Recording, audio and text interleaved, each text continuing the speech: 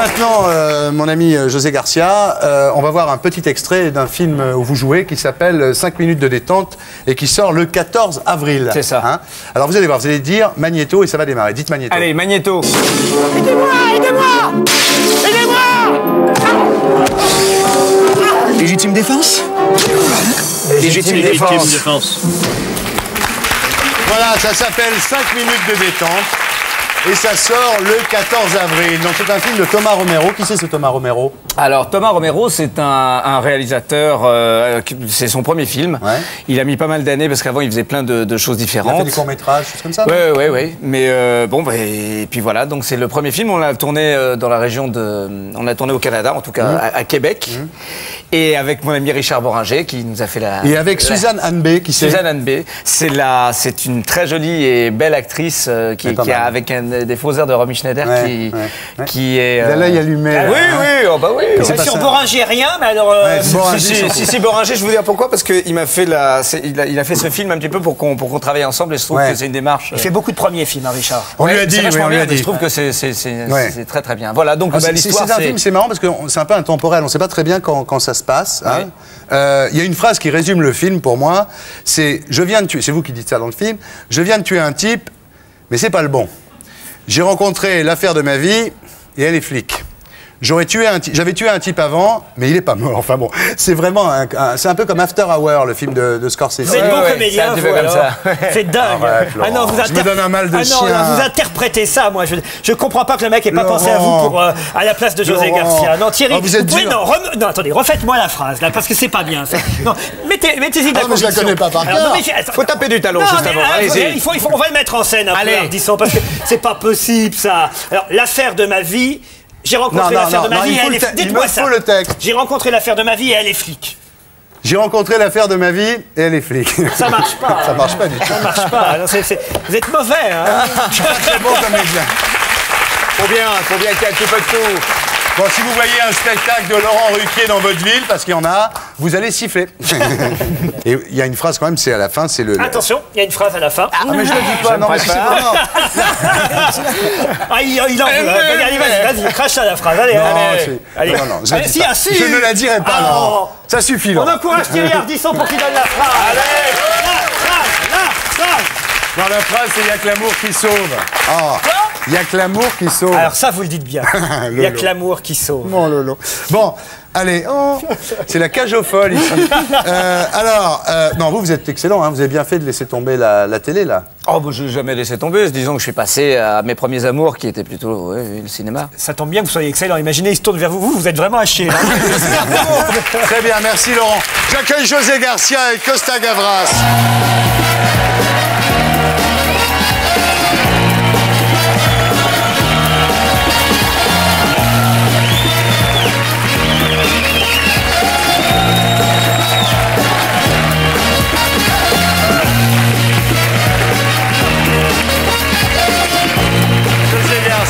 Constantin Costa-Gavras.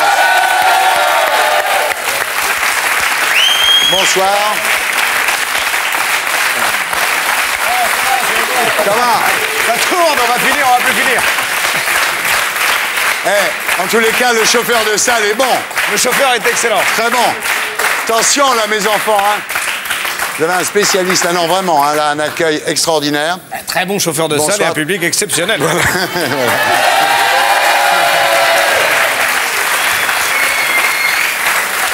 Bien, alors, ça fait une semaine qu'on vous voit tous les deux, tel Pipo et Dario font du cinéma. Hein, et Pipo et dans Dario. tous les magazines, dans toutes les radios, dans toutes les télés, pour présenter votre nouveau film, Le Couperet, avec Karine Viard et Ulrich Toucourt. Alors, quelle a été l'émission la plus agréable? Mais celle-ci, bien évidemment. Bien, Elle commence très bien, en tout cas. Quelle a été la plus efficace, à votre avis, sur le plan promotionnel? Mais celle-ci, j'imagine. Bien. Alors, le pitch, c'est très simple, en fait. C'est un chômeur qui est au bout du rouleau et qui décide de repérer les concurrents susceptibles de lui disputer le poste qu'il vise pour les tuer un à un. Voilà, c'est extrêmement fort. Il devient donc un serial killer, tout en continuant d'ailleurs à mener une existence tout à fait paisible avec sa famille, sa femme, qui est jouée par Karine Viard, et ses deux enfants. C'est une espèce de conte amoral, une fable, une métaphore sur le monde moderne, quoi. C'est-à-dire que, en fait, vous poussez à bout l'idée, quoi. C'est-à-dire qu'on dit toujours dans les entreprises, celui-là, je vais le tuer.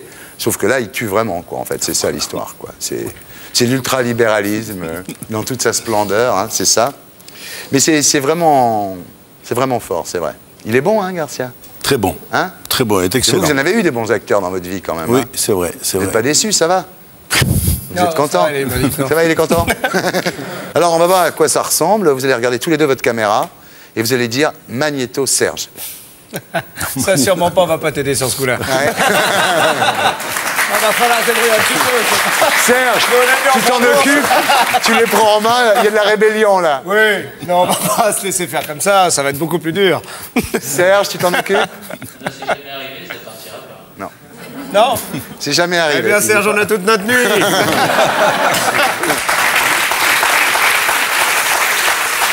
On en a fait d'autres des sittings.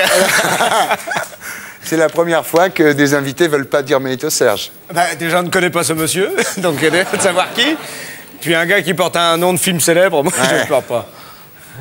Il paraît que vous êtes croisés à l'aéroport. Tiens donc, mais oui, ce fameux Serge-là. Oui. Oh là là, voyou comme pas deux. Ah d'accord. Bien. Régine qu'on est sorti du magnéto, Thierry, applaudissements. Ah oui. Bien vu. Non, c'est con. C'est con, Serge. Elle est bien, la bande-annonce. Oh, laisse, elle est où, la cabine? Méline, si vous pouvez accompagner monsieur en régie, je crois qu'il faut que ça s'arrange. Il faut que ça s'arrange entre eux.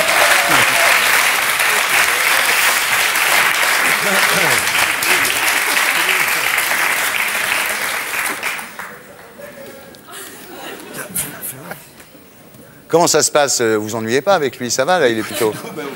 Ah, il est sympathique, hein? C'est comme ça, sans arrêt. C'est comme ça, sans arrêt. Vous passez une quinzaine formidable, vous. Plus Viard, Oui, qui est très une rueuse aussi, c'est formidable. Oui. Tiens, j'en profite d'ailleurs pour dire qu'elle est excellente. Elle est formidable. Ouais. Oui. Mais c'est des grands acteurs. Grande actrice. Lui, grande lui, actrice. c'est Il y a des bons acteurs en France en ce moment. Hein, ouais. Il y a toute une bande de jeunes acteurs qui sont très bons, là. Lui, il a un potentiel extraordinaire Ah ouais. comme acteur. Il est sérieux, en plus, il bosse. Oui, oui. Bon, il arrive en régie, là. Ah, il est là. Ça y est, ils y arrivent. Ouais, regarde. Thierry, Oui, Serge. il a pris la régie en otage. Il va se faire sauter avec la régie.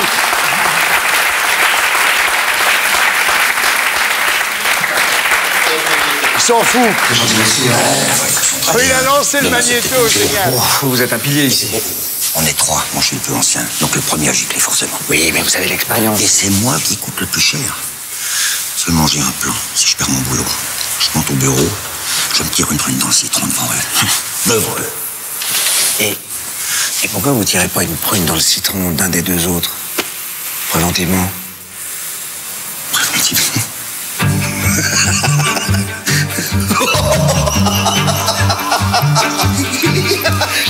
Vous vous laissez pas abattre. Je sentais un pouvoir jubilatoire à lire les secrets de mes concurrents. Je découvrais qu'ils vivaient dans une ignorance abyssale. Certains en pestaient la vanité. On sentait qu'on nous avait appris à rédiger des CV. Ça pue le conformisme. Il n'y en avait que 5 qui, diplôme et carrière et surtout expérience, me paraissaient sinon meilleurs, mais aussi bons que moi. Une idée vertigineuse m'est venue.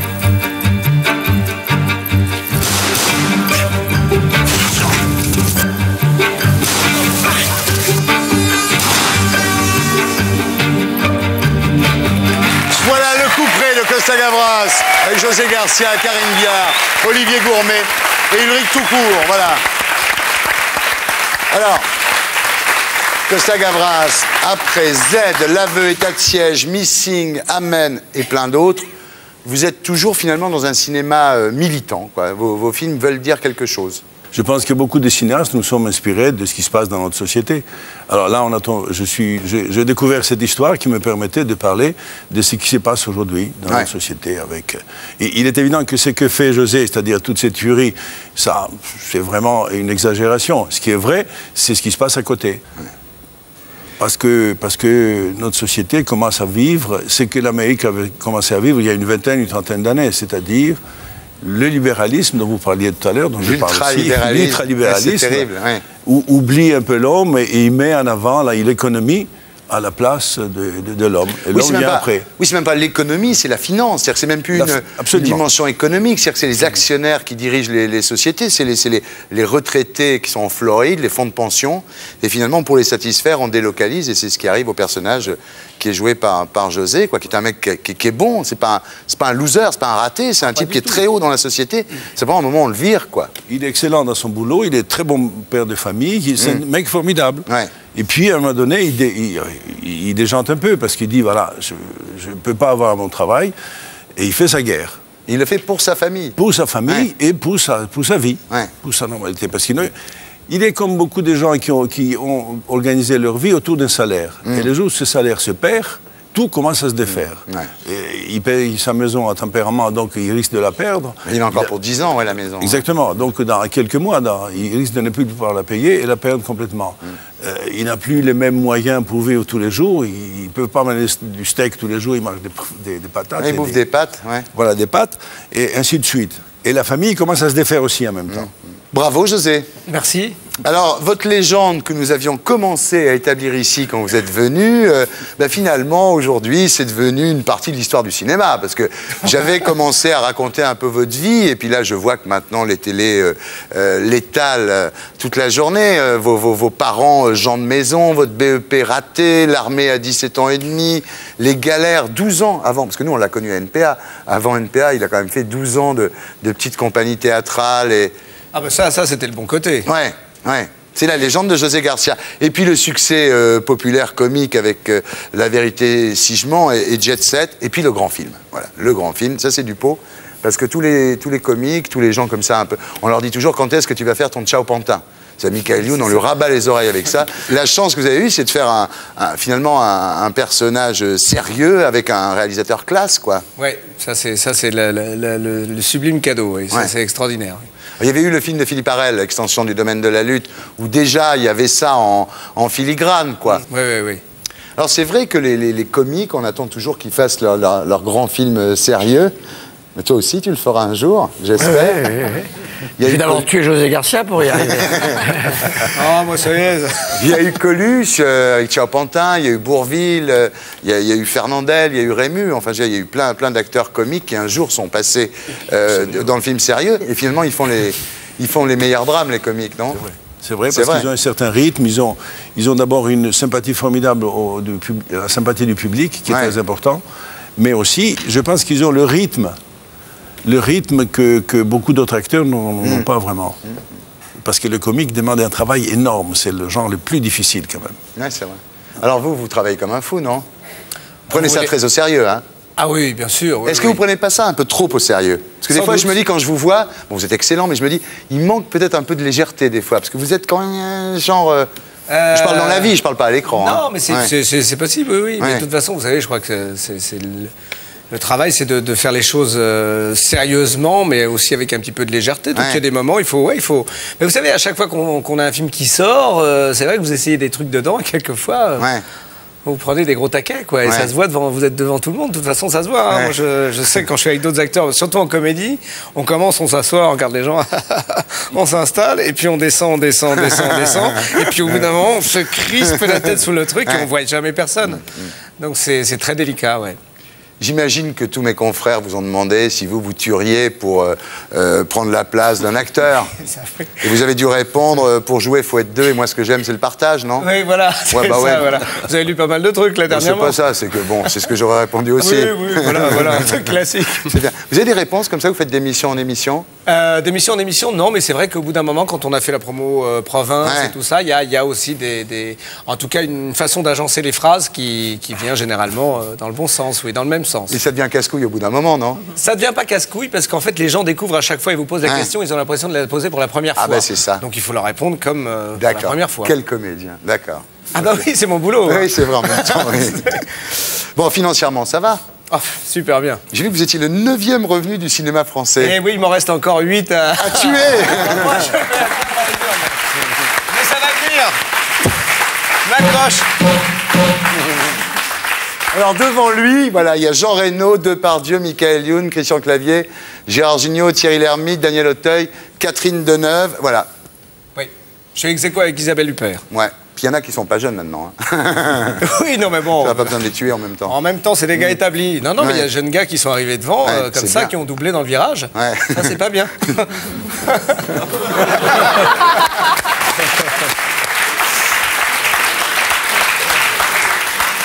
Alors, José, voilà, maintenant vous êtes un vrai acteur dans des vrais films sérieux avec Costa Gavras et tout, hein, c'est plus de la rigolade. Hein. Voilà, maintenant c'est cool, oui. J'ai mis les reliures dans l'autre sens. Oui. J'ai vu.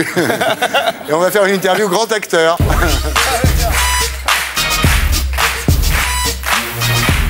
Alors, José Garcia, maintenant vous êtes un grand acteur, est-ce que vous allez refuser de parler de votre vie d'avant? Ah non, sûrement pas, de toute façon elle me colle au cul. Je peux rien y faire, ça. Est-ce que vous allez dire Gérard pour parler de Depardieu? Non, moi je dirais GG. Est-ce que vous allez vous faire payer en liquide pour aller dans des soirées? Ah, ça j'aimerais bien, mais j'ai pas trouvé le filon. Ça fait des années que je cherche le filon. D'ailleurs, je fais une annonce. Hein. Ouais. C'est des petites soirées un peu pourraves.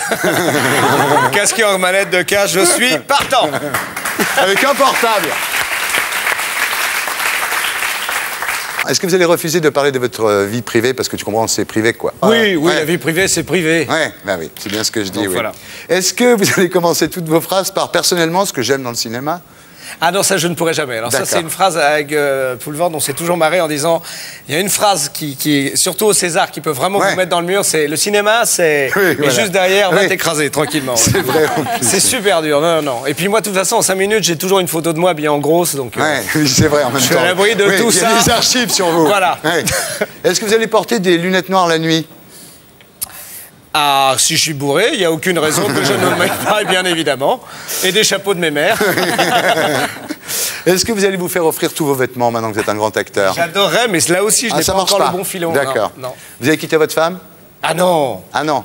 Ah non, non. C'est normalement, quand on réussit, on quitte... non. Oui, non, mais ça serait idiot. Là, ça serait quand même... c'est comme me couper une jambe. Non, ça serait bête, oui. Très bien. Vous allez recevoir des scénarios avant Gérard Lanvin, maintenant? Surtout pas, j'ai pas envie de me faire péter la gueule, non. Est-ce que quand vous voulez dîner tranquillement, vous allez réserver toutes les tables dans le restaurant maintenant? Non, vous savez, il suffit que j'arrive avec un ami belge, puis au bout de 5 minutes, les tables s'en vont tranquillement. Avec trop de volume, trop de sonore. Est-ce que vous allez appeler Scorsese pour lui dire que son dernier film est pas mal? Bah, si je chope le numéro, pourquoi pas, on peut toujours s'amuser un samedi soir. Est-ce que vous allez comparer la taille de votre limousine avec celle d'un autre acteur? Vous savez, moi je suis en smart, alors si je commence à me mesurer là-dessus... Pour vous, la taille, c'est pas important? Bah, disons que je fais avec.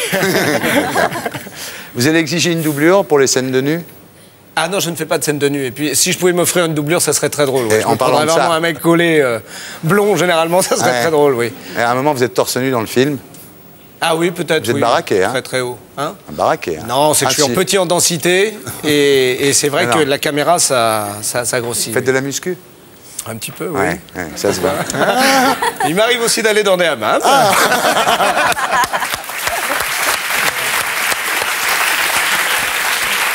Est-ce que vous allez demander de l'eau minérale pour vous laver les cheveux?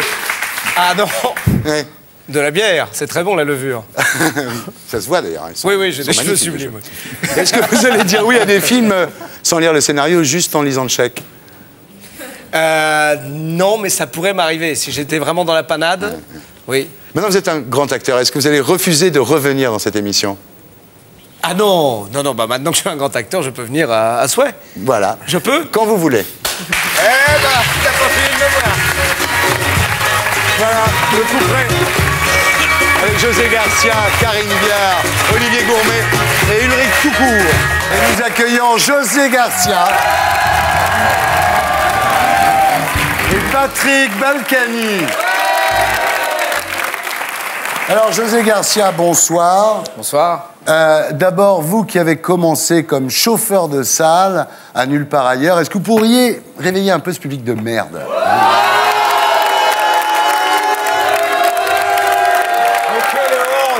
Mais un public comme ça se chérit, ça se choigne. Ah bon? Non, c'est vrai qu'ils sont bien. Mais c'est un public merveilleux, ça. Alors, José, vous êtes ici en tant qu'acteur sympa, talentueux, disponible, drôle, n'ayant pas chopé la grosse tête, restant fidèle à la femme qu'il aime. Et la première question que j'ai envie de vous poser, c'est à quoi ça sert d'être une star si on peut pas être désagréable avec tout le monde? Moi, j'ai pas envie d'être une star. Une star, vous savez, c'est l'image déjà d'une lumière qui est déjà perdue et qui est déjà morte. Donc, moi, ça m'intéresse pas. Très bien. Voilà, moi, je suis un artisan.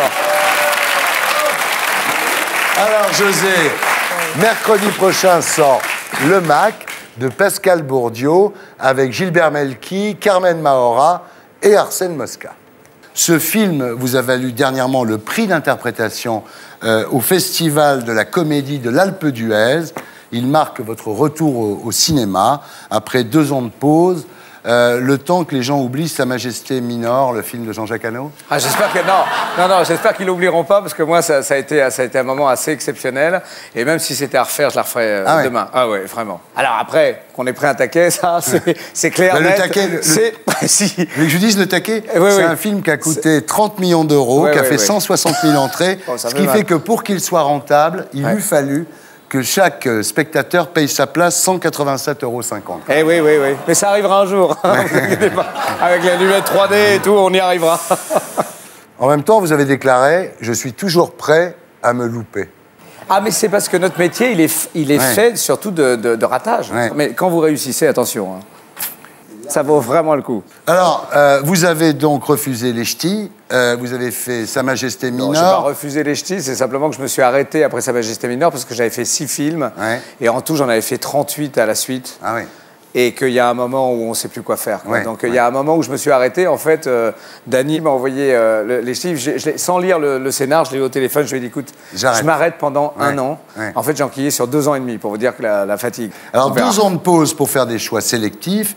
Revenir donc avec une comédie réussie. C'est l'histoire de 2 frères jumeaux. L'un est employé de banque. Il est gentil, il est maladroit, il est un peu coincé. Et il doit prendre la place de l'autre, qui est un proxénète et indique assez teigneux, et il a 36 heures pour devenir le Mac, quoi, voilà. Ouais. Le banquier Gilbert Chapelle, pour devenir le Mac, il va se faire tatouer et piercer par une mama black aveugle qui désinfecte ses plaies à la vodka. Oui, absolument, oui. Ah bah oui, on lui a tout mis au maximum.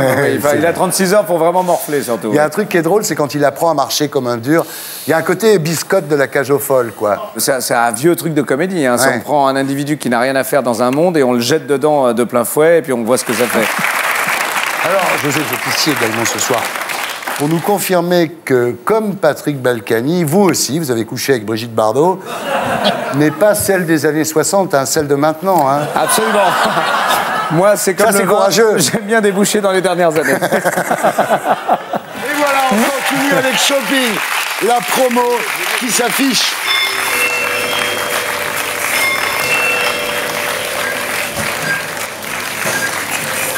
José Garcia, rebonsoir. Rebonsoir.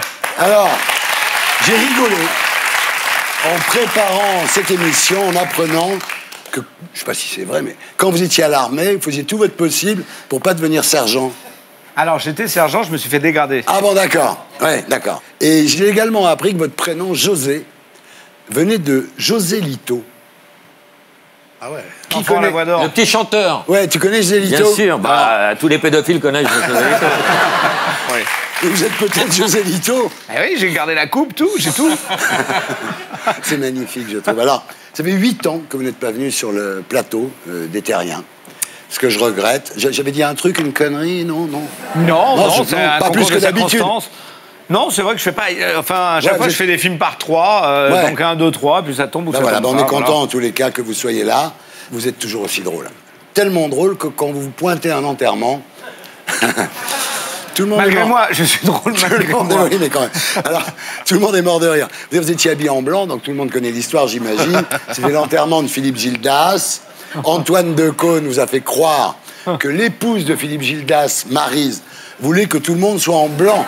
Oui, il l'a mise dans le cou aussi, faut le savoir. Et vous arrivez donc avec votre charmante épouse à 150 mètres, qu'on voyait tout le monde en noir. Ouais. Vous comprenez. Mais attendez, si Antoine vous avait demandé de vous habiller en Lady Gaga, vous l'auriez fait ou pas?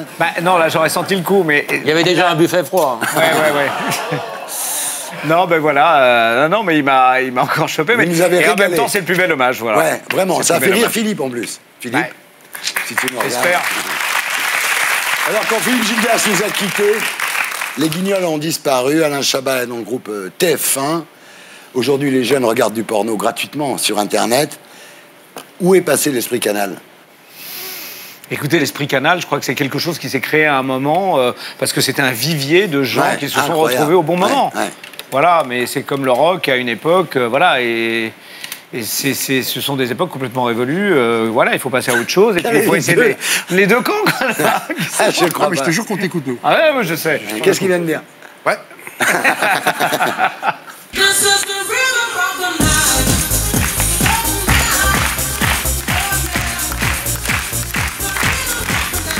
Alors José, vous êtes une légende en fait. Le mec qui a commencé chauffeur de salle, qui a fini par jouer avec Costa Gavras, donc c'est quand même une carrière incroyable. Vous êtes un exemple que l'on donne aux enfants, vous savez ça. Est-ce que vous pensez que je devrais proposer à mon chauffeur de salle, Patrick, de s'habiller en femme? Ah, Patrick, oui. Je suis sûr qu'il porterait bien certains vêtements. Non, mais je vais lui faire Patrick, ça ferait décoller ta carrière, hein, t'as vu?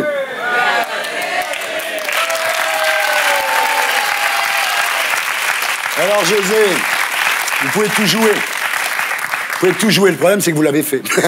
Oui, c'est ça, oui. C'est ça. Comment? Qu'est-ce que j'apprends? Est-ce que vous vous souvenez d'un film qui s'appelait Sa Majesté Minor? Ah, mais ça, c'est mon plus gros orgueil. Il se faisait sodomiser par Vincent Cassel. Lui, il était mi-porc, mi-homme. Ouais. Et il se faisait sodomiser par Vincent Cassel, qui était mi-homme, mi-bouc. Oui, oui, oui. Hein?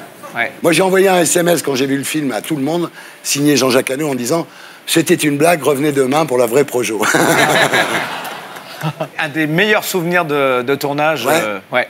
Ah, toi, dès qu'on te pète la rondelle. Ah, oui. C'est là que j'ai découvert. Hein. Et depuis, on s'en lasse pas. Et on s'en lasse. On s'en lasse. Mais c'est vrai que vous avez refusé le rôle de Cadmerade dans Bienvenue chez les Ch'tis pour faire Sa Majesté Minor? Non, j'ai fait d'abord Sa Majesté Minor et après j'étais exténué et après j'ai arrêté pendant 2 ans. Il a toujours eu du pif. Voilà, hein. Oui. Alors là, vous êtes dans ce que vous appelez votre période bleue. Alors c'est un peu une période d'accalmie, comme ça. Vous dites, je dois être en dépression. C'est-à-dire, vous êtes calme, là, ça va? Non, je suis jamais vraiment calme et jamais vraiment... ça dépend. Je peux démarrer au quart de tour, ça dépend de l'ambiance. Avec mes camarades, par exemple, je sais que là, ils sont aussi dans une très belle période bleue. Ouais. Je sais que c'est simplement un moment d'accalmie. Non, mais moi, je vous préfère dans les rôles sérieux, en fait. Oui, c'est en fonction des projets, quoi. Le film que vous présentez ce soir, c'est le cas. Vous êtes quand même dans un rôle sérieux, disons, quand même. Oui, mais c'est un film, c'est une comédie. Hein. Ouais. Vous êtes parfait dans le rôle. C'est gentil. Non, mais c'est vrai. Alors, c'est le nouveau film de Jean-Paul Rouve. Ça s'appelle Lola et ses frères, donc avec Jean-Paul Rouve, Ludivine Sagnier, vous et Ramzy Bédia. Double shopping, hein, Ramzy. Ouais. Double shopping. Ah oui, c'est une bonne question. C'est normal qu'il soit pas sur l'affiche, lui? Ah, ça s'appelle Lola et ses frères, donc il n'y a pas Lola et ses frères. Lui, c'est Marie Ludivine, lui. Peut-être qu'il n'est pas bankable? Non, si, ça aurait boosté les entrées, en plus. Bah, apparemment, non, sinon il l'aurait fait. Il faut se poser les vraies questions, Ramzy. Hein. Le film est écrit par David Funkinos et Jean-Paul Rouve, donc ça sort le 28 novembre. Et... partira, toi et moi, où je sais pas, que les routes qui tremblent, la destination se ressemble. Alors, Jean-Jacques Goldman, il donne jamais de chansons, et là, il a dit oui. Là, il a dit oui à Jean-Paul Rouve, ouais. Moi, quand j'entends cette chanson, j'ai envie d'aller voir le film. Hein. Merci. C'est gentil pour le film, c'est bien. Alors, le pitch. Donc, Ludivine Sagnier a 2 frères, donc Jean-Paul Rouve, qui est opticien, qui se marie pour la 3e fois. Et vous êtes démolisseur de bâtiments, vous êtes le 2e frère, vous faites virer, vous êtes au chômage. Et donc, c'est l'histoire d'une fratrie qui tient sur les épaules de la petite sœur, qui pense pas assez à elle, en fait. Elle se dévoue pour ses frangins, et puis elle est malheureuse. Heureusement, elle a rencontré Ramzy. Un homme rassurant. Ouais, un homme vraiment rassurant. Tu crois? On dit une éponge, d'habitude. C'est un rôle de composition, mais c'est bien, hein? Non, je suis comme ça dans la vie. Ah bon? Ouais. On peut s'appuyer sur votre épaule? On peut, tout complètement. Plein de gens s'appuient sur mon épaule, Thierry. En général, ils tombent. Donc, c'est un film qui aborde les vrais sujets. Ça parle de chômage, évidemment, parce que vous êtes viré dès le début du film, de deuil. Ça parle de la famille, ça parle des rapports entre frères et sœurs, de la pudeur.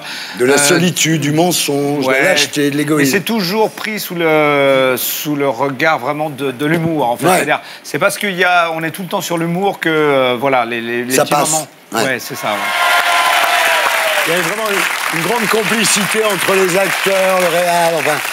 C'est vraiment agréable. Il y a une idée formidable, c'est qu'ils se retrouvent à chaque fois sur la tombe de leurs parents, tous les trois, et ils s'engueulent. En général, ils repartent fâchés, quoi. Ils n'arrêtent pas de s'engueuler, oui. En fait, c'est notre maman, c'est elle, quoi. Ouais. C'est notre petite sœur, mais on lui pourrit la vie. D'ailleurs, dès que Ramsey arrive dans la famille, ça devient un peu le cauchemar, parce qu'on le passe au scanner, c'est vraiment des Siciliens, quoi. Mais je suis plus solide que ses deux frères. Ah ouais. Non, il a un rôle magnifique, magnifique. J'étais en train de lui dire, moi, à chaque fois que je le vois, tac, j'ai envie de lui mettre la main sur la cuisse, et je suis content qu'il soit là. Il est beau. Pourquoi vous réglez pas ça hors antenne?